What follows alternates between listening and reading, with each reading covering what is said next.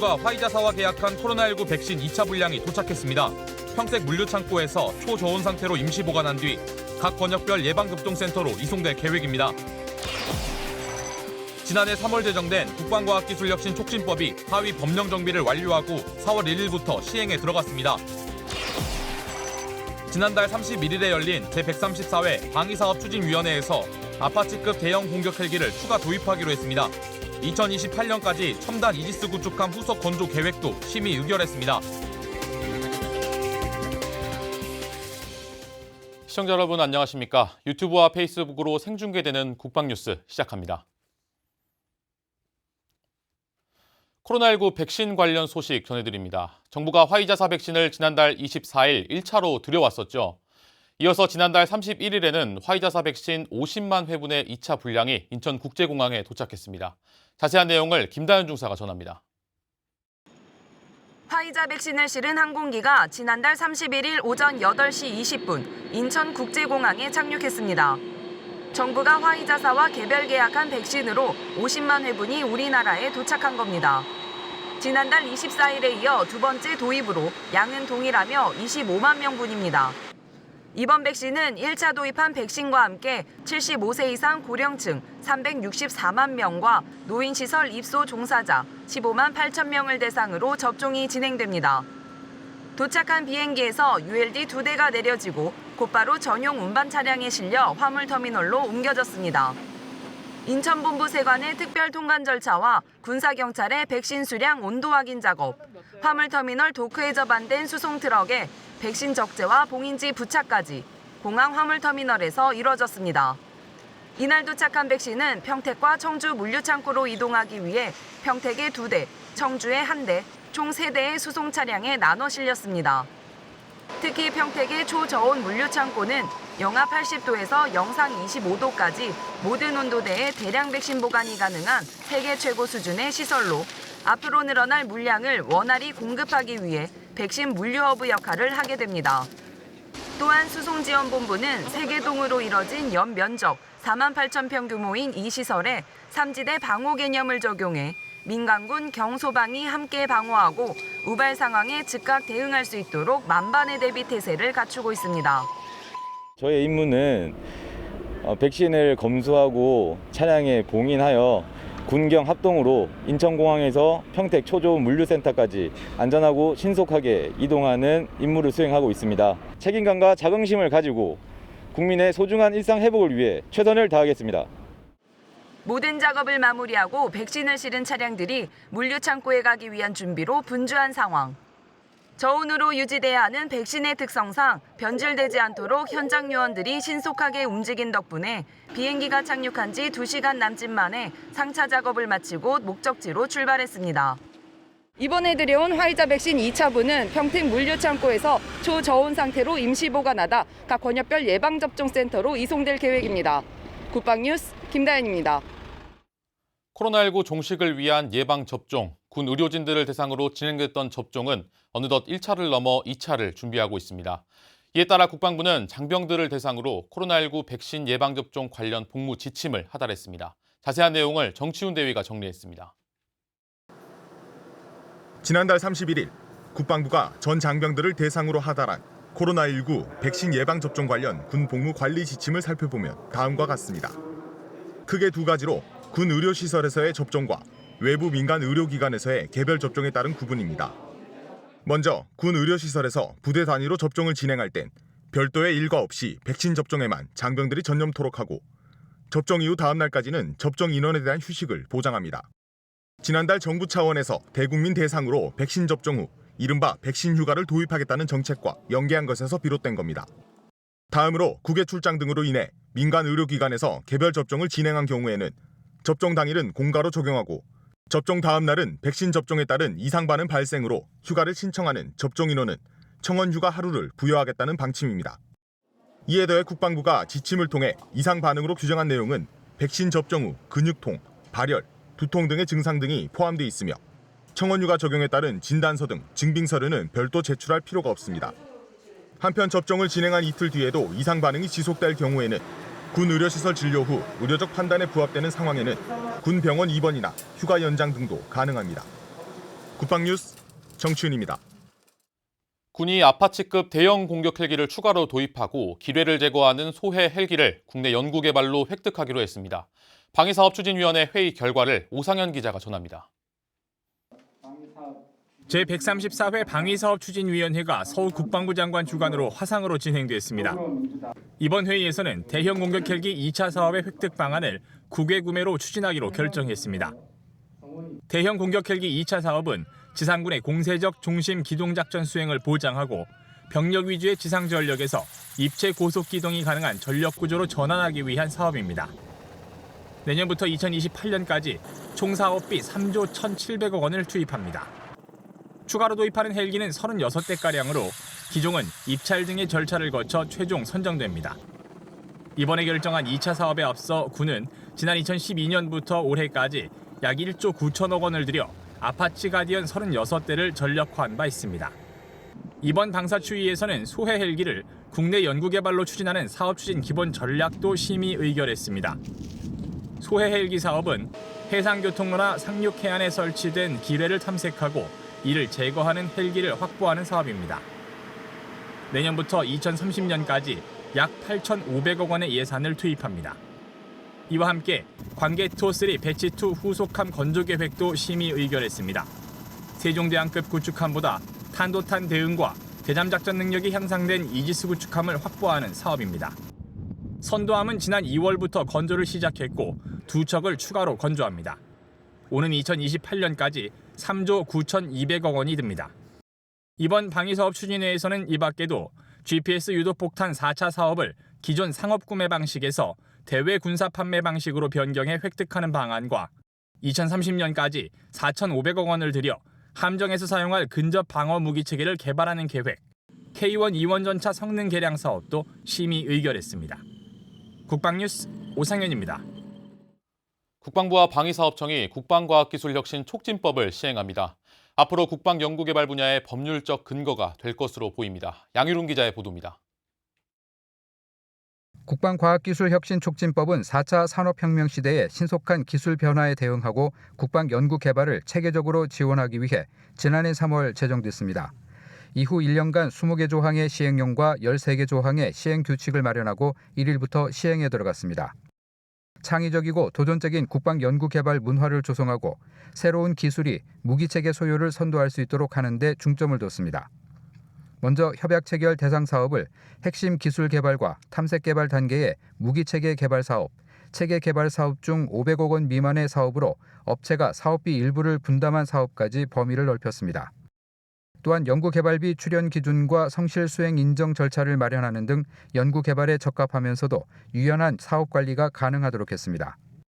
국방연구개발 성과물 중 지식재산권을 업체와 참여기관이 공동 소유할 수 있게 한 것도 눈에 띕니다. 성과물 실시에 따른 기술료 산정 등 연관 업무 수행을 위한 세부 기준을 마련하고 개방적인 국방연구개발 체계를 구축함과 동시에 민간 참여를 높이도록 한 겁니다. 이와 함께 국방연구개발의 기획과 관리, 평가 전문기관 중심의 핵심 기술 기획 체계를 확립해 무기체계 연구개발과 핵심 기술 연구개발의 연계성도 높였습니다. 4월 1일 이 법이 시행되게 되면 4차 산업혁명 시대에 급변하는 미래 전장에 대비하고 자주국방을 위한 연구개발을 선도할 수 있는 기반이 조성될 것으로 기대됩니다.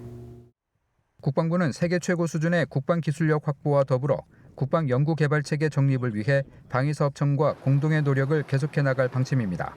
국방뉴스 양희룡입니다. 지금까지는 현역병 입영 대상자가 산업기능요원으로 편입하려면 국가기술 자격증이 있어야 했는데요. 이제 산업지원제도가 달라졌습니다. 김동희 기자입니다. 4월 1일부터는 현역으로 입영할 때 일학습 병행 자격증이 있는 사람도 산업기능요원으로 편입할 수 있게 됐습니다. 산업기능요원 제도란 병무청이 선정한 병역 지정 업체에서 생산과 제조 인력으로 활용하는 보충력 대체 복무 제도. 국가 산업을 육성하고 중소기업의 경쟁력을 높이기 위해 만든 겁니다.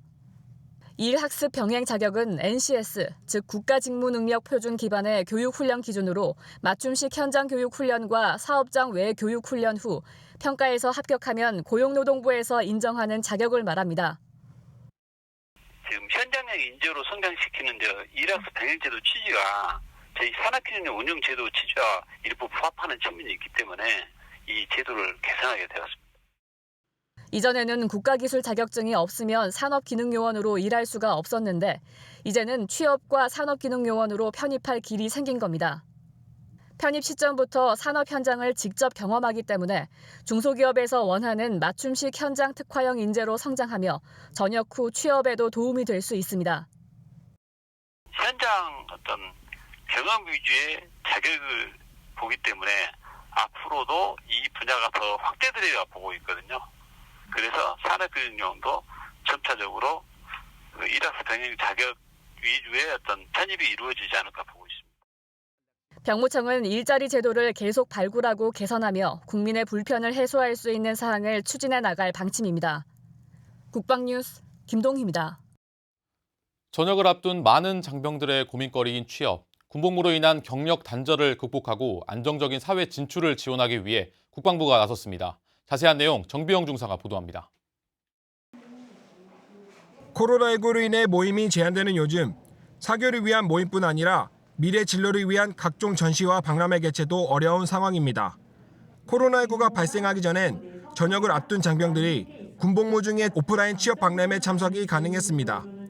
참석이 불가능해진 지금의 상황에 대한 대책으로 국방부는 전역 예정 장병들을 위해 지난달 29일부터 4월 9일까지 2주간 2011년 1차 온라인 취업 박람회를 진행하고 있습니다. 이번 박람회는 전반기 3월과 6월 두 번에 걸쳐서 온라인 박람회로 진행됩니다. 100여 개 기업의 채용 상담이 진행되고 현지자 멘토링, 쌍방향 컨설팅 등의 프로그램이 진행이 되며 영내 장병에게 상시적으로 온라인 취업 지원을 제공합니다.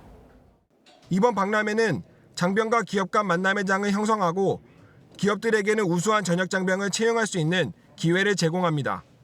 국방부가 자부하는 대표 일자리 사업, 전역 예정 장병 취업 박람회. 2011년부터 2020년까지 지난 10년간 이 박람회를 통해 무려 11,700여 명의 장병들이 취업에 성공했습니다. 상담사분도 정말 잘 말씀해 주시는 것 같고 제가 필요한 것들 어디서 해야 되는지, 취업도 어디서 준비해야 되는지, 그리고 과 사무실을 이용해야 된다는지 이런 거 주변에서 얻을 수 없었는데 들어가지고 좋았고. 국방부는 급격한 채용 트렌드 변화에 대한 장병들의 대응력을 높일 수 있게 인공지능 면접과 역량검사 기회를 비롯해 알짜 취업 특강도 제공합니다. 장병들은 박람회 홈페이지를 통해 안면 음성 인식과 자연어 처리 기술을 바탕으로 자신의 취업 자질과 역량을 확인할 수 있습니다. 박람회 홈페이지는 연말까지 운영될 예정입니다. 홈페이지를 이용하는 장병에게는 온라인 인적성 검사, 전문 상담사와의 1:1 취업 상담, 직무별 면접 비법 등 유용한 취업 정보 영상이 제공됩니다. 여기서 끝이 아닙니다. 120명의 전담 컨설턴트로 구성되는 사후 관리 전담센터도 연말까지 운영됩니다. 미취업 장병들을 대상으로 온 오프라인 컨설팅을 제공하고 미취업 원인을 분석해서 일자리 추천까지 철저한 사후 관리 또한 빼놓지 않고 있습니다.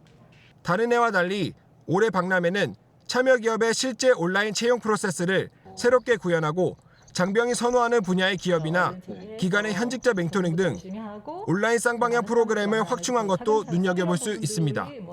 국방뉴스 정비영입니다. 다음은 국내 코로나19 현황입니다. 4월 1일 오전 10시 기준 3명이 추가 확진돼 국내 코로나19 누적 확진자는 모두 661명입니다. 이 가운데 격리 해제는 4명이 늘어 631명, 격리 중인 인원은 30명입니다. 계속해서 4월 1일 오늘의 국방단신 전해드립니다. 2010년 11월 벌어졌던 북한의 연평도 포격에 대한 공식 명칭이 연평도 포격전으로 바뀌었습니다. 국방부는 지난 31일 각급 부대에 그동안 사용하고 있던 연평도 포격 도발이란 용어를 연평도 포격전으로 바꿔 사용하라는 내용의 용어 사용 변경 지시를 하달했습니다. 한미 해군 해병대 주임원 사단이 지난 30일과 31일 해군 2함대 사령부와 해병대 유교단 등 해군 해병대 부대를 찾아 굳건한 한미 동맹을 재확인하고 합동성을 강화했습니다. 이번 부대 방문에는 정도일 해군 주임원사를 비롯해 다렐 팀파 주한미 해군 사령부 주임원사와 매튜 파우스 주한미 해병대 사령부 주임원사, 양병장 해병대 주임원사 등이 참석했습니다. 육군 지상작전사령부와 한국수자원공사가 지난 31일 전방부대 장병들에게 식수용 병입 수돗물을 지원하는 내용의 기증식을 개최했습니다. 이날 기증식을 토대로 수자원공사는 오는 6월까지 병입 수돗물 37만 병을 지작사에게 지원합니다. 지작사는 지원받은 수돗물을 강원도 격오지 부대원들에게 지급해 필요할 경우 식수로 활용토록 할 계획입니다. 공군본부 군종실이 지난 30일 군종병과 창설 69주년을 맞아 울릉도에 위치한 공군 부대를 방문해 장병들을 격려했습니다. 군종 장교들은 장병들의 스트레스 완화를 돕기 위한 인성교육 프로그램과 회복 탄력성 강화 프로그램을 진행하며 사기를 높이고 근무 현장을 직접 방문해 위문품을 전달하면서 노고를 달랬습니다. 육군 2공병여단 용진대대가 지난 30일 조리병의 날 행사를 개최했습니다. 행사는 간부들이 용사들의 식사를 직접 준비하면서 코로나19로 휴가가 제한된 조리병의 휴식 여건을 보장하는 한편 조리기구의 불편함과 식자재 관리 문제점을 직접 체험하고 이를 개선하기 위해 개최됐습니다. 지금까지 오늘의 국방단신 전해드렸습니다. 다음은 한 주간의 국방 정보를 모아 소개해드리는 국방알림 시간입니다. 노푸름 중사입니다. 이번 주 국방알림 첫 번째 소식은 국방부의 무공훈장 주인공 찾기입니다. 대한민국을 지켜낸 숨은 영웅들을 국가가 찾고 있습니다. 6.25 전쟁 당시 무공훈장 수요가 결정됐으나 아직 훈장을 받지 못한 4만 9천여 명의 영웅과 유가족을 국민 여러분과 함께 찾습니다. 군번을 알고 있거나 군번을 모르면 가까운 동사무소에 찾아가 병적을 확인하시고 군번을 확인한 후 조사단에 전화하시면 됩니다. 무공 수혼자는 영예수당이 지급되고 보훈병원 진료와 국립묘지 안장의 혜택이 주어집니다. 상담 문의는 1661-7625로 전화하시면 됩니다. 국방알림 두 번째 소식은 육군의 헬프아미 앱입니다. 육군이 군 고충처리 카카오톡 채널을 운영하고 있습니다. 카카오톡 상단에 헬프아미를 검색, 채널 추가하면 채팅 접속이 가능합니다. 헬프아미는 기존 육군의 신고 채널을 통합하고 익명 사용으로 신고자의 비밀을 보장하기 위해 운영되고 있습니다. 법무와 인사, 군사경찰, 감찰의 기능이 한 곳에 통합된 만큼 고충 상담이 필요할 때 이용해 보시기 바랍니다. 국방알림 마지막 소식은 합동참모본부의 1338입니다. 수상한 사람이 보이십니까? 거동 수상자나 괴선박, 폭발물, 의심 물건 등을 발견하면 즉시 신고번호 1338로 문의하시기 바랍니다. 신고 시 신고자의 휴대전화 위치를 자동 인식해 가장 가까운 군부대로 연결해주는 서비스로 기존 번호 1661-1133을 간편하게 1338로 단축했습니다. 일상생활에서 38선을 넘어온 것으로 의심되는 사람, 물건, 선박은 1338로 신고하시기 바랍니다. 지금까지 국방알림이 노푸름 중사였습니다.